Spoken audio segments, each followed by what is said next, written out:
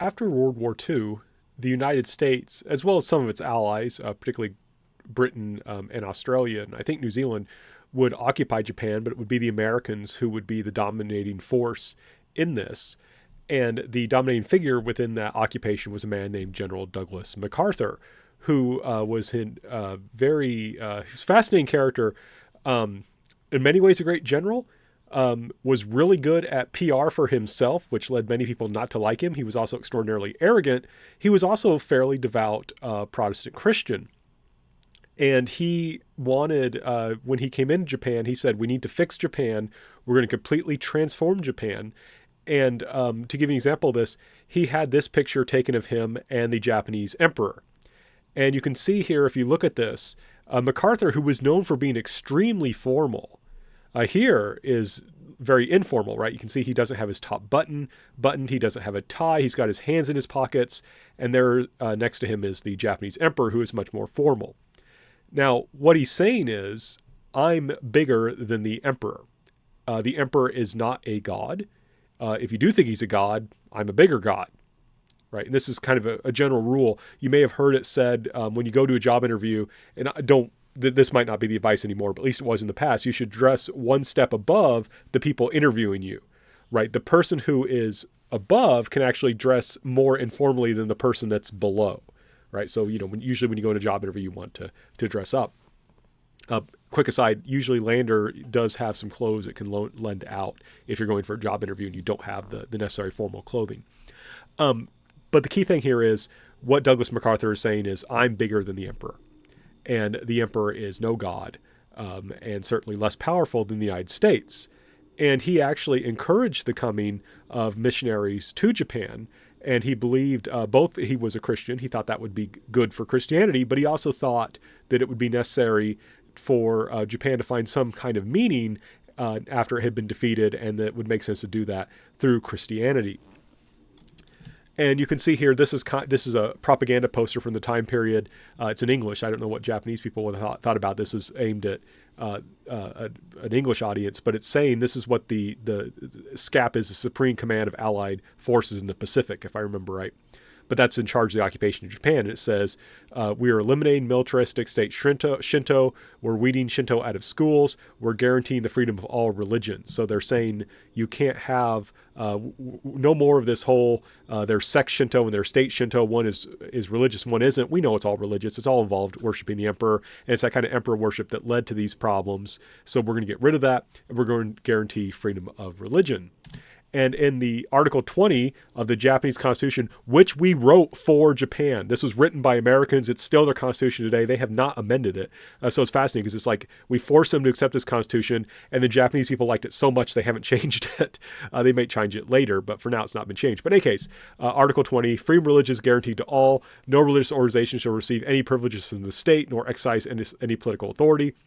No person shall be compelled to take part in any religious act, celebration, rite, or practice. So Uchimura Kanzo should have been fine. The state's organ shall refrain from religious education or any other religious activity.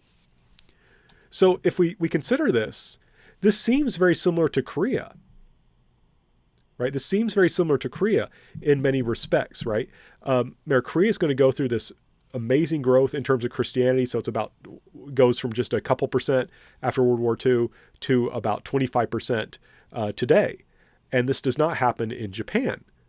And we may say, well, why is that, right? There was this kind of oppression of Christians that's been reversed. We have this idea that now there's this religious freedom. We've got the Christians who behaved heroically that we can look up to. We've got the United States is very important here. It's seen as a Christian country. That worked in Korea. Why isn't it working here? And this is one kind of question we have to answer. Right, on its first glance, Japan seems very similar to Korea. Korea has like 25% of its population is Christian. Japan, it's still today only about 1%. So why don't they have this growth? And that's about 2 million Christians in Japan, which is about 1% to 2% of the population. One thing is successful competition. In Korea, there really wasn't any group that could compete, any religious group that was able to compete all that successfully with Christianity. Now, Buddhism in Korea did have some limited competition. But the key thing that Buddhists faced in Korea was that they were still they were strong enough that they could keep their own numbers in a sense and grow in some places, but they weren't strong enough to completely prevent the spread of Christianity. In Japan, though, you're going to have successful competition in terms of Buddhism and the development of a lot of new religions. So I'll talk momentarily why that is. But in Japan, institutional Buddhism was much stronger than it was in Korea. So, for example, one thing that made Christianity so popular in Korea was that the Christian church's abilities to organize education. In Japan, Buddhism was able to do that as well. So that made it so Buddhism could successfully compete with Christianity. In Korea, there was lots of Christians forming hospitals. In Japan, the Buddhists could do that too. They had the institutional wealth and power and influence to be able to do that.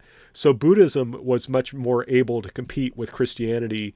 And there's going to be development of new religions as well, some of them inspired by Christianity, that also will compete. In addition, unlike in Korea, Christianity continued to be viewed and continues to be viewed to this day by many Japanese people as a foreign religion. It's not Japanese. So I was talking to some Catholic priests working in Japan, and they talked about that they would have Japanese people who were interested in becoming Catholic, but were afraid of what people would say about them, that people would gossip about them and would not be nice to them. And so they were very concerned about converting to Christianity because it's seen as this foreign kind of strange religion. Japan to this day is in many ways a conformist culture. And I think this can be hard for us to get because if you look at Japanese anime and manga, it seems like it's so creative. It's all these amazing things going on. There's all these kind of wacky individuals. But that's what happens when you have a conformist culture a lot of times is when it uses that kind of creativity as an outlet. Actual Japanese society, as Japanese people have to live it, is very conformist. There's a saying in Japan, the nail that stands up gets hammered down, right? The nail that stands up gets hammered down. So it's a very conformist culture. This is a foreign religion. Don't really want to be a member of it because it makes me weird. And I think there is a very strong difference in religious culture. So in Japan, there's a tendency to think not necessarily in moral terms, but in terms of order and disorder, or in terms of cleanliness and pollution. So a lot of Japanese Shinto, for example, is based not around the idea of sin, but about whether you're clean or not. Right? It's interesting. Japan has the highest per capita usage of soap in the world. It's a very clean country, and part of this has to do with religious ideas. Basically, you kind of think about it this way. If you read the Hebrew scriptures, what Christians call the Old Testament, there's all these rules over becoming clean, ritually unclean, right? There's all these rules about that. That's similar to some Shinto ideas. There's this idea that, so it's not concerned as much about whether I sinned or not. It's concerned whether or not I'm clean or not. And if you're not concerned about sin, then Christianity doesn't really seem that attractive, right? Because Christianity, a lot of it's hard dealing with the problem of sin. And you can see this if you look at Japanese popular culture. If you watch a Hayao Miyazaki film, right, it's hard to find a bad guy. It's hard to find a villain in his movies. People who appear to be villains at first don't end up being villains in the end. They end up often being misunderstood, or they go through some kind of redemption arc. But the key thing is here is that there is a very strong strain in Japanese religion and moral views that doesn't see the world in the kind of black and white way, a good and evil way, idea of being of sin, and that makes it hard to convince people to become Christians, right? If you don't believe in sin, if you don't believe in this kind of strong ideas about morality, it's just not going to make as much sense. And it's interesting having these kinds of discussions, and I could give you more examples. I'm going to stop there because I'll keep talking. And just to give you another example, so there's this book called The Rush Hour of the Gods, which talked about how after World War II, there was a development of all these new religions in Japan. Those were able to complete successfully with Christianity. I have not read that book. I have read Practically Religious, which is a fascinating book talking about how many Japanese people, when they turn to religion, it's for a problem that they need solving, right? And then when the religion solves the problem, you may stop practicing the religion. So, for example, you may think about this in a Christian story. Someone might experience a miracle and come to belief in God. Like that might be kind of typical Western Christian story. This person doesn't believe in God, something miraculous happens, and then they believe in God, and then they become a Christian, right? That's kind of a Christian story. What was fascinating in this practically religious book, they talked about there was a Japanese man who got sick. Doctors could not help him, so he went to a new religion, followed their teachings, got better, right? And then left the religion. And that seems really striking because from a Western perspective, like, wait a second. That was the right religion. They healed you. But the man said, well, yeah, I got better. I didn't need it anymore. Very different understanding of how religion works, right? Very different from a kind of Christian understanding. So I think that's something that also makes it difficult. So where does it fit in then, right? Because especially someone who looks at Christianity in terms of numbers would say, well, this is a failure, right? That all these Christians tried so hard, all these people died, all these people suffered, and this is all they got. So this is a failure. And I think that's problematic, right? I think, again, it's better to think about Christianity as kind of a creative minority in Japan. I just want to give you a few more examples of this. So after World War II, there was a man named Yoshida Shigeru, and he would become the post-war prime minister. He was interesting because he was conservative, but he opposed the war. He thought the war was a bad thing, so the Americans were comfortable with him becoming prime minister of Japan. And he developed this thing called the Yoshida Doctrine. And the Yoshida Doctrine was this idea that Japan, in order to recover economically, should rely on the United States to give it security. So basically, the idea here, and we saw this earlier with Takahashi Korikiyo, the finance minister, said, Japan is poor, we can't have that big of a military, it's just not going to work. Yoshida Shigeru said the same thing. And he said, but now we've got this, the Americans, they occupied us, they want to work with us against the communists, let's work with them. Let's use the United States as our shield while we develop our economy. And this worked beautifully. And he actually faced a lot of opposition to this idea. Now it makes a lot of sense, especially now that Japan's so rich. But in the time period, he really pushed this through. So what's fascinating about him was that he had been taught about Catholicism while he was like in high school and wanted to become Catholic, but didn't think he could do so for political reasons. And so on his deathbed, he converted to Catholicism, which I think is really interesting. And there's also some other interesting deathbed conversions to Catholicism, but we won't go into them here because we don't have enough time. But that's an example, again, of one of these high-level people in society, this government official who's a Christian, or who becomes a Christian in this sense, having this kind of influence. To give you another example, I want to talk about this woman. So far, we've been talking about men. So I want to talk about Japanese women as well, and that's Satoko Kitahara. And you can see this poor young lady does not live very long, does not reach 30, but she was born into a wealthy and patriotic family descended from samurai. So she's born into this kind of high-class family.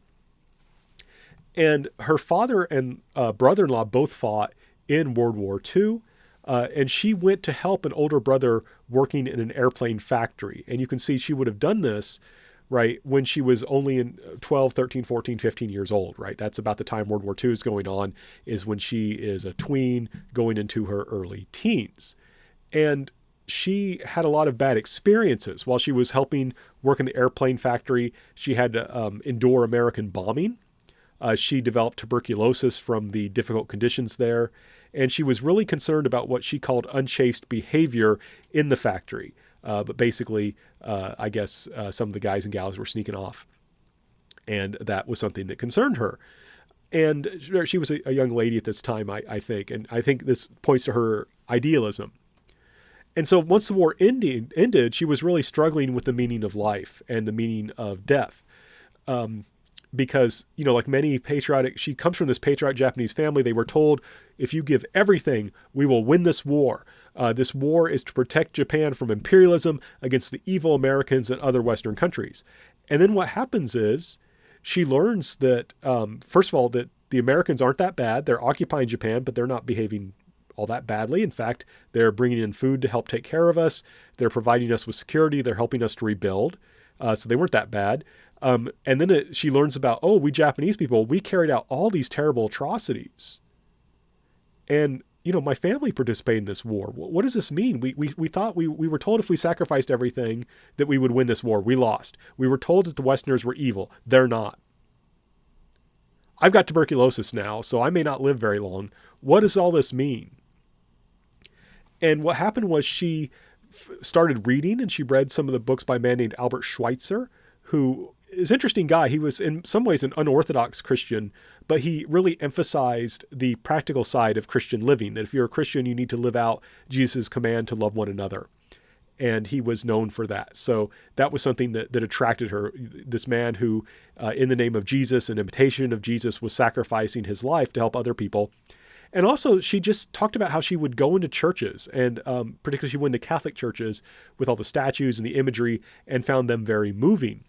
And so she would eventually convert to Christianity, and she would renounce her wealth and status. Right, like I said, she came from a wealthy family. She had dreams of being a concert pianist, someone who plays the piano, and she gave all that up to work in Anttown. Right, she went to work among the very poor people. There were all these Japanese people who had become orphans or whose homes were destroyed, and she went to work among them and basically lived.